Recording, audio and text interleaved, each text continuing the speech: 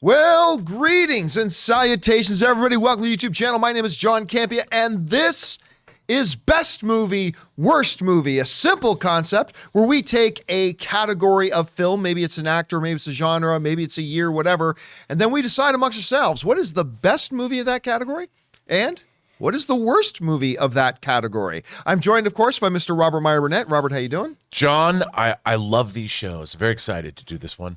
Yeah, I like this one too. Now, our regular Cody Miller is out of town at competition, which is what Olympic swimmers do, I suppose. Yeah. But we've got his regular fill-in. He is a film documentarian. You've, of course, seen him appear in the Academy Award-winning film Movie Trailers: A Love Story. Sitting over here is our friend Cliff Stevenson. Cliff, how you doing? I'm good. I was realizing it's been 2 years.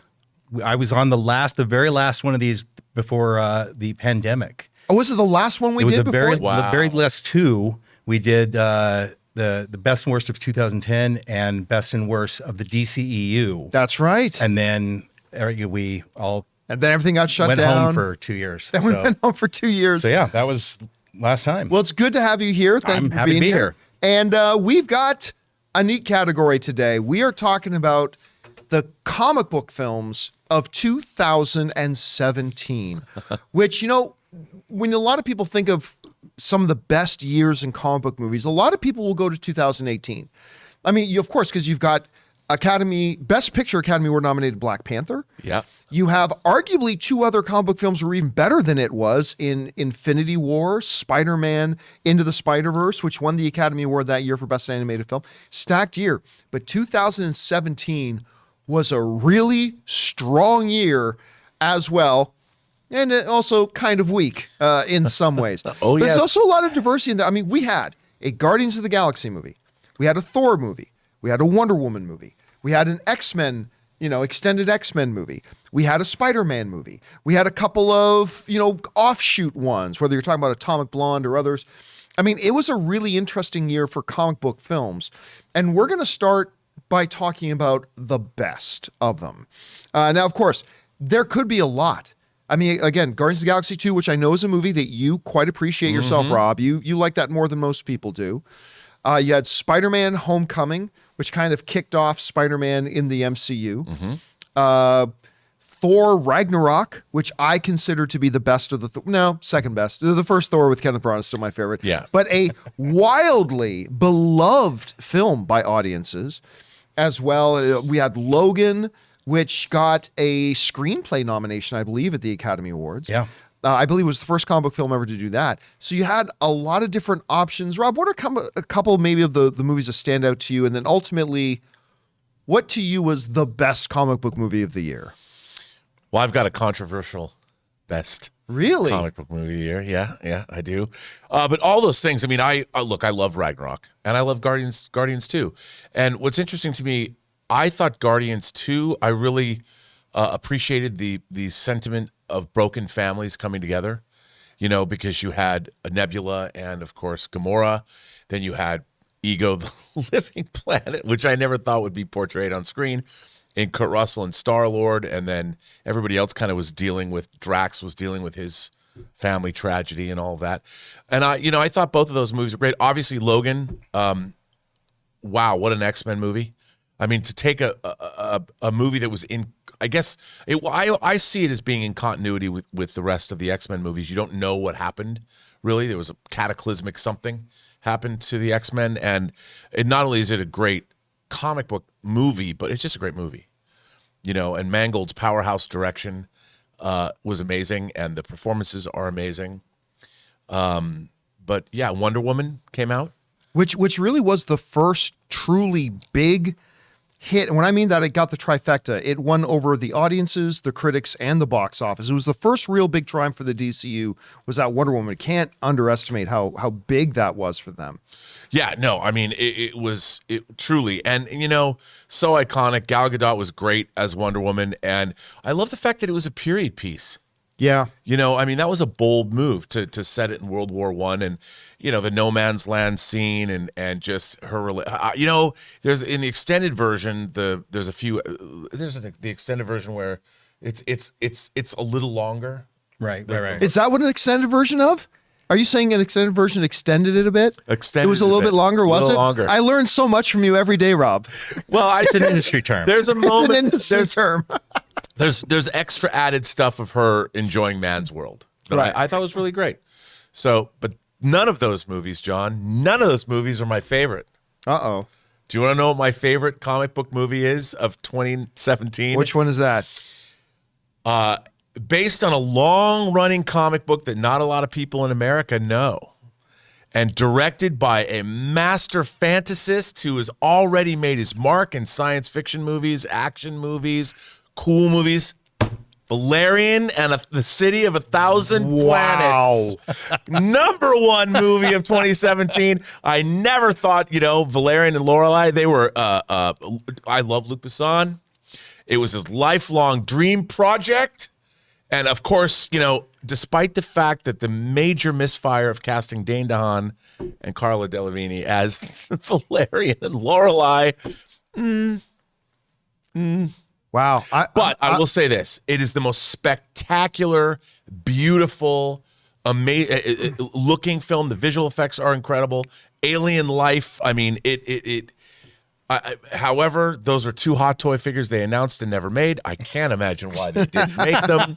I can't imagine why, John. But for me, for my pound for pound, dollar for dollar, Valerian is my favorite comic book or adaptation. Comic book movie of the year. Comic book movie of the year. What are we calling it? Yes, 100%. Wow. I'm not going to lie to you. It came close to being my worst pick. Actually, it's funny that you say that. I was at the premiere for that.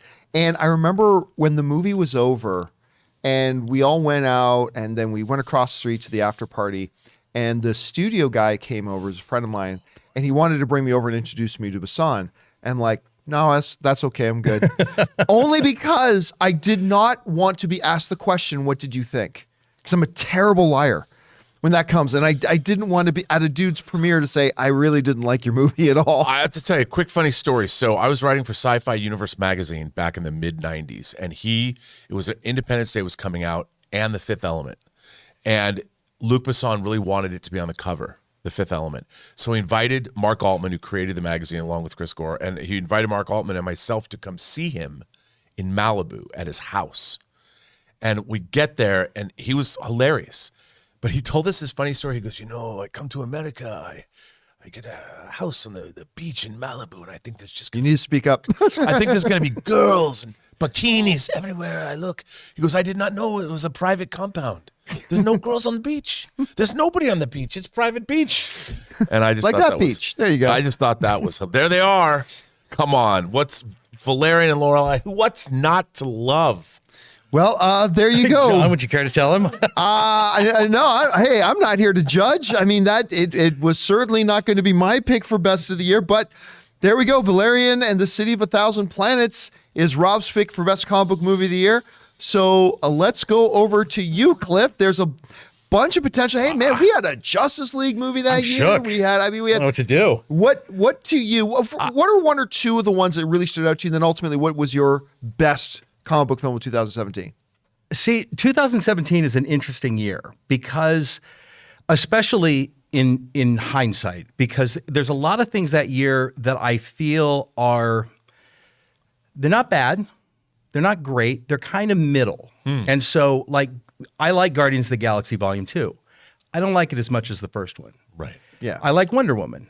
I don't think it's a great movie. I think it's maybe on par with the first Captain America movie. Everybody was kind of going nuts about Wonder Woman, and I was like, yeah, it's a good sort of phase 1 Marvel movie, but we're in phase 3 of Marvel now, and Right. you're in phase 1. So it was like you're needing to catch up. And so there was a lot of movies that were kind of middle ground that I thought were good, but that we had already gotten past that point. Right. And so, in trying to figure out what my favorite was, I kind of had my head pick and my heart pick. And the thing that I kind of was thinking well, this is what I should pick because it makes the most sense. And it's the logical pick, which would have been Thor Ragnarok. Because that kind of is that's a great Thor movie. And it was, it sort of set the path. But my heart pick is based on a graphic novel called The Coldest City and it is Atomic Blonde. Wow. And I went into Atomic Blonde not really knowing what to expect.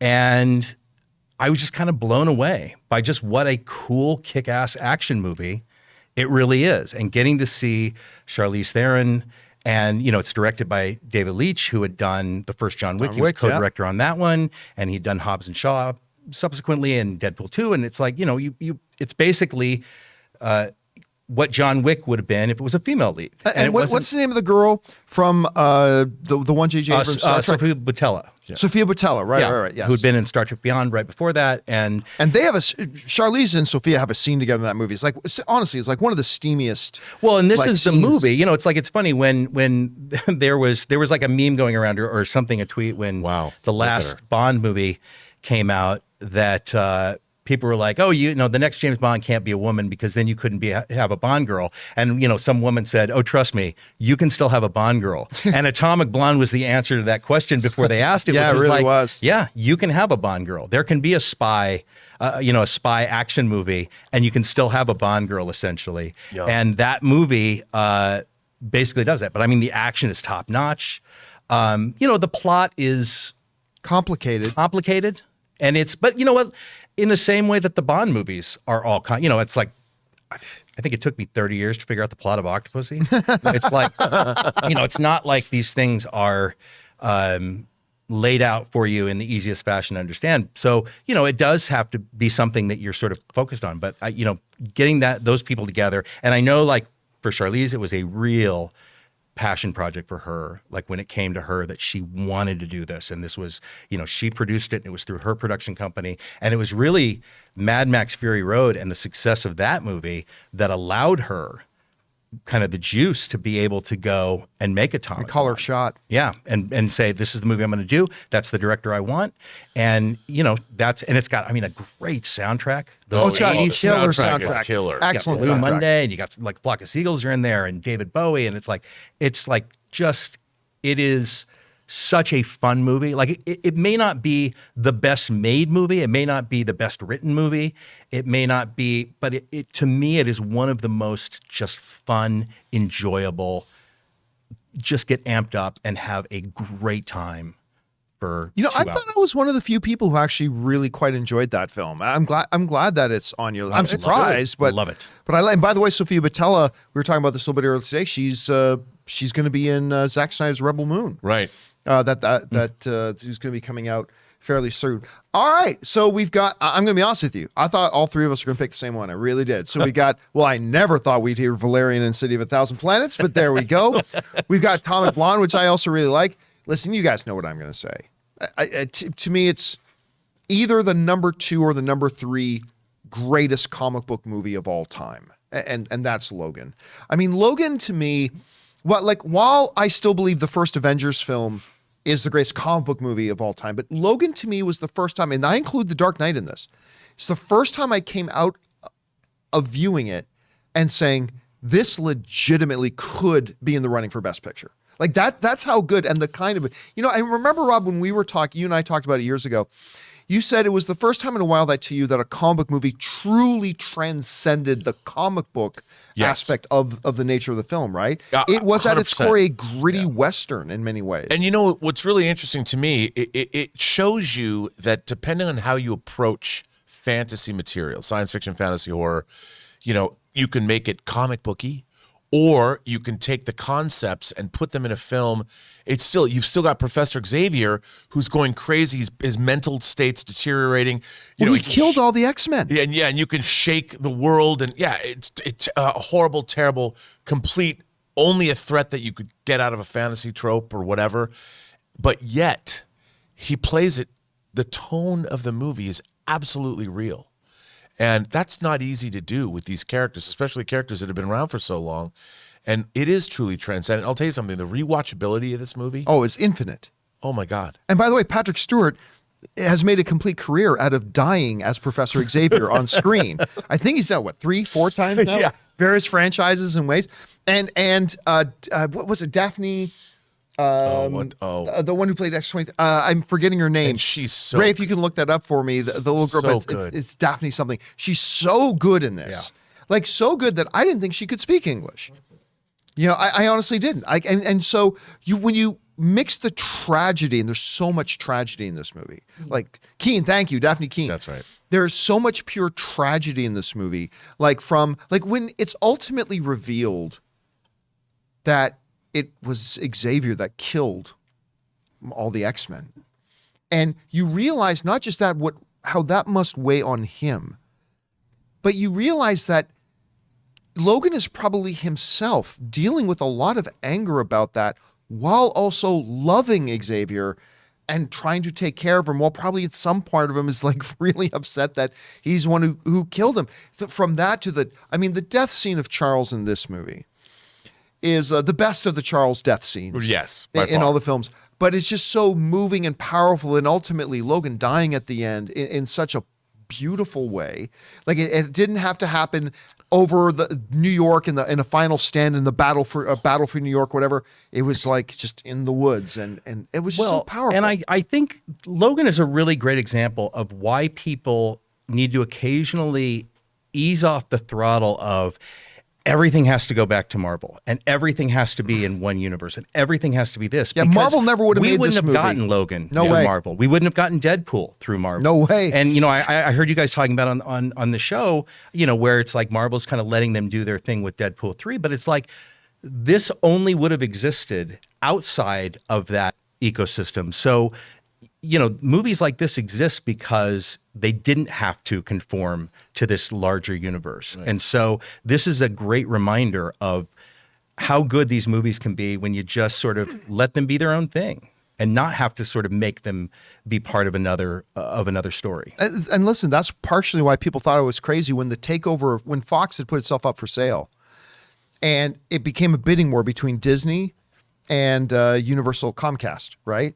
And everybody who looked at me crazy said, I'm cheering for Comcast because of movies like Deadpool and movies like Logan. Like these are movies that never would have been made under Disney's umbrella. And that was one of my big arguments. And of course they went back and they're going to make great stuff out of it. Of course they are. Yeah. You know, it's Kevin Feige, but that's kind of why. But by the way, even though it was probably a foregone conclusion that Logan was going to be my movie, It was a foregone conclusion. It was an absolute. Yeah, it was 100% absolute. The Logan was going to be my movie. But there is one that I at least had to consider for a moment, and it might surprise you.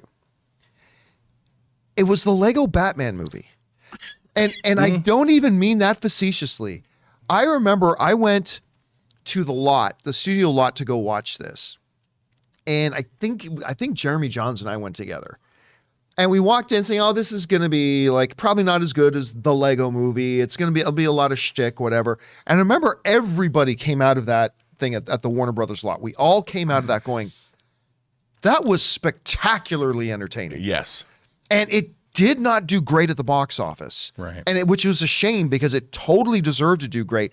It's a pure comedy, but it was so witty and smart in its comedy. It's really, really fantastic. But see, I wonder about that because that's one of those movies that I was talking about earlier where like I love the Lego movie. And so the Lego Batman movie to me is great, but I never thought it was quite as good as the Lego movie. And so it always sat as not that it's bad, but that it was a tier down from the Lego movie. And so that's where I look at it not for what it is, but for what it isn't in a weird way. Right. And so that's where I get in trouble with some of these things. But that's why when I looked at all these movies, I look at Lego Batman and I go, yeah, but it's not the Lego movie. But then I watch the Lego Batman and I go, but it doesn't matter because it's great and it's awesome. It's amazing. So much and in that movie. The meta stuff and all the in-jokes with all the other Batman things, it's fantastic. So there you have it, guys. We have Who won? a rainbow picks. We have Atomic Blonde as being picked. We have inexplicably Valerian in the house. I almost said in the house and the City of 1,000 Planets and the House of 1,000 Planets. I was thinking of House of 1,000 Corpses because of what we were talking about Rob Zombie the other day. You're not wrong. And we have Logan. So those are our three best of picks. So now let's get into the worst of 2017, shall we? But before we do, we want to take a quick second to thank the sponsor of this video. You know, if you're around Valerian and the City of 1,000 Planets, you're going to need a good translation, and maybe you want to learn some new languages. Our friends at Babbel can help you with that. Guys, we want to take a second to thank the sponsor of this video, Babbel. For most of us, learning a second language in school wasn't exactly a high point for our academic careers. Being Canadian, I had to take like 8 years of French and I can barely string together a couple of sentences. But now, thanks to Babbel, the language learning app that has sold more than 10 million subscriptions, there's an addictively fun and easy way to learn a new language. Whether you'll be traveling abroad, connecting in a deeper way with your family, or you just have some free time, Babbel teaches bite-sized language lessons that you'll actually use in the real world. For me, being a Canadian that has moved down to Southern California, there's a lot of Spanish that's spoken around here, so I decided I wanted to learn Spanish. Babbel's 15-minute lessons make it the perfect way to learn a new language on the go. Other language apps use AI for their lesson plans, but Babbel lessons were created by over 100 language experts. Their teaching method has been scientifically proven to be effective. With Babbel, you can choose from 14 different language lessons, including Spanish, French, Italian, and German, and many others. There are so many ways to learn with Babbel. In addition to lessons, you can access podcasts, games, videos, stories, even live classes. Plus, it comes with a 20-day money-back guarantee. Start your new language learning journey today with Babbel. Right now, you can save up to 60% off your subscription when you go to babbel.com/Campea. That's babbel.com/Campea for up to 60% off your subscription. Babbel, language for life. And thank you to our friends at Babbel for sponsoring this episode. Hey guys, just in case, when you support our sponsors, you're actually supporting us. So you'll be able to find a link to Babbel and the promo code down in the description of this video. Go and check them out, and thank you again to Babbel. All right, guys, we went through the best. Now it's time for the worst. We'll go in reverse order here. So I will lead us off here with the worst one. There are a couple that really stand out to me. One is Valerian. I couldn't believe how bad I thought that movie was, but I'm thrilled that you liked it and that you gave it that spot. But it's really funny because there's only really that one and one other, because when I look over the list, obviously Wonder Woman was fantastic.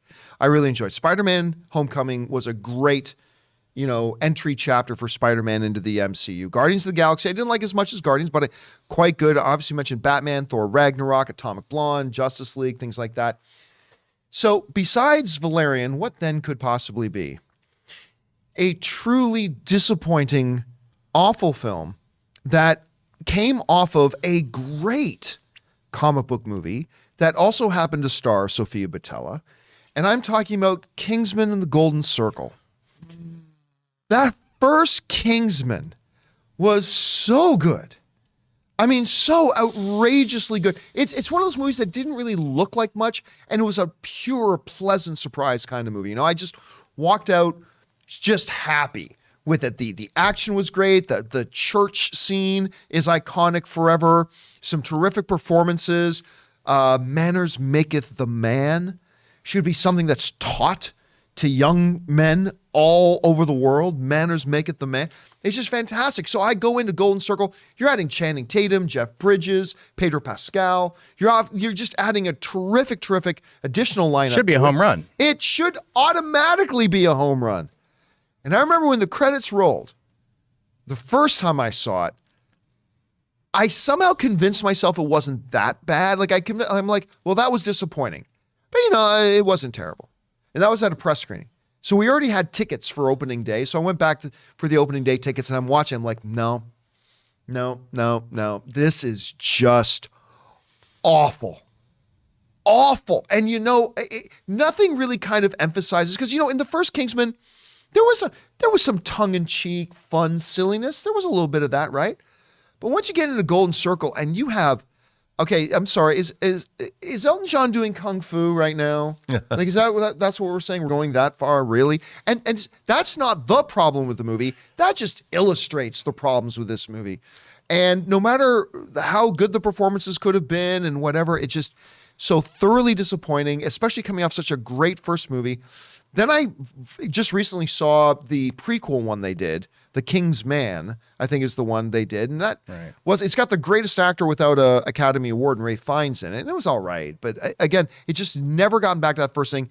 Kingsman, The Golden Circle, my pick for the worst comic book-based film of 2017. So that's mine. Cliff, you gave us Atomic Blonde as your number one. Did. What would you say to you is the worst comic book adaptation of the year? Okay, so when I was with you 2 years ago, one of the subjects was the DCEU. Right. And my worst at the time was Batman versus Superman, Dawn of Justice. This time, we have a whole new movie. It's going to be Justice League. And in this particular case, this might be the only case where we actually have evidence of how bad the movie is, because we've since had a totally different version of that movie released. So we have a comparison that we can draw between what was kind of gonna happen and what did happen. And what did happen was kind of horrific. And it was just like Justice League is just a movie that shouldn't have happened the way it did in any shape or form. Like even the Zack Snyder Justice League, for whatever it is, it's fine. But the Whedon-esque Snyder version from 2017 is kind of everything that is wrong with how movies are supposed to be made.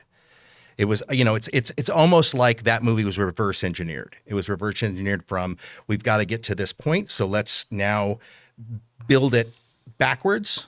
And then you have all the stuff that happened with Zack Snyder, and he has to sort of withdraw, and then you bring in Joss Whedon, and instead of sort of doing the thing, he does his own thing, and it kind of hobbles everything, and then, but it's just not a very good movie. It's not a good movie. It doesn't, and the problem with it is that because it's so connected to so many other movies, it starts to poison them a little bit. So there's a little bit of stink on Aquaman because of Justice League. And then there's a little bit of stink on Wonder Woman because of that. And now Ben Affleck, you're not going to bring him back for any more Batmans. And it's going to, like, there's just a lot of taint that gets on everything else because of how bad Justice League was. And it didn't have to happen that way. It shouldn't have happened that way. And it will, forever exist as a monument to what not to do with a major comic book film. It's funny because I remember you got to understand, there's only one DCU movie I don't like, and that was the Harley Quinn Birds of Prey movie. So I like all the rest of them, including Justice League. I mean, don't get me wrong, the Snyder version was a better version. Yeah. That was a better version. Right. But I remember I had a bunch of fun with it. It certainly doesn't rank anywhere near my top ones. But I remember saying something that a lot of people misunderstood, because I said that Joss Whedon saved that movie, and people misunderstood that, saying, "Oh, he saved it from Zack Snyder." It's like, no, that's not what I meant, and I had to make it clear that I honestly don't know how that movie ended up to being as good as it was when you consider that, Warner Brothers. First of all, you had, was it Kevin Tsujihara? Yeah, it was Kevin Tsujihara who.